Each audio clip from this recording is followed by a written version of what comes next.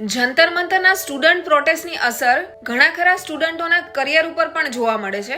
નાલસા university of Lonar સ્ટુડન્ટોને Loney degree આપવાથી કર્યો ઇનકાર. શું છે આખી કહાની, આવો આપણે જાણીએ.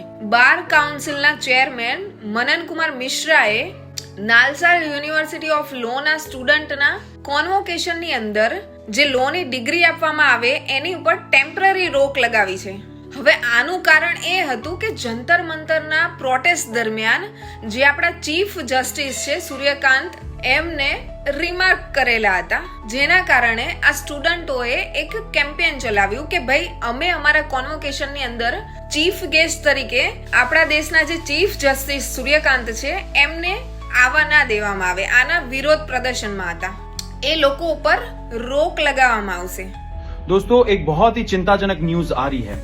नालसा लॉ यूनिवर्सिटी जो हैदराबाद में है, जो माना जाता है कि हमारे देश के सबसे बेस्ट लॉ स्कूल्स में से एक है, वहां के कुछ बच्चों ने, एंड कुछ नहीं बहुत सारे जो बच्चे थे, 450 बच्चे, उन लोगों ने अपने एडमिनिस्ट्रेशन को लिखा कि जो सूर्यकांत है, वो जो चीफ जस्टिस ऑफ इंडिया है, उनको उनके कॉन्वोकेशन में इनवाइट नहीं करना चाहिए. उनका कॉन्वोकेशन था इस साल, उनको इनवाइट नहीं करना चाहिए एंड उनसे वो डिग्री रिसीव नहीं करेंगे. क्यों? क्योंकि आपको पता है चीफ जस्टिस सूर्यकांत ने वो कॉकरोच बोला था, युवाओं को पैरासाइट बोला था.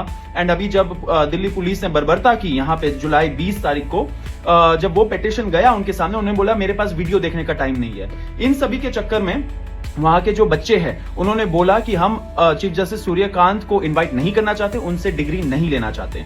जब ये कंट्रोवर्सी हुआ तो आज हमें पता चला कि जो बार काउंसिल ऑफ इंडिया है, जो ये सारे एडवोकेट्स के लिए रूल्स और रेगुलेशंस निकालती है, उसके जो चेयरमैन है मनन कुमार मिश्रा, जो बीजेपी के राज्यसभा मेंबर भी है, उन्होंने एक ऑर्डर निकाला कि नालसा यूनिवर्सिटी में कोई भी बच्चा जो इस साल ग्रेजुएट हुआ है वो अपने आप को एडवोकेट की तरह एनरोल नहीं कर पाएगा कहीं भी अंटिल फर्दर ऑर्डर्स.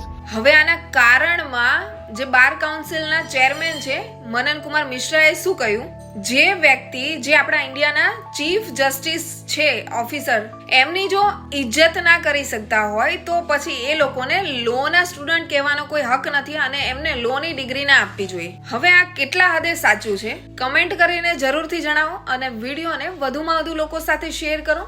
જય હિન્દ.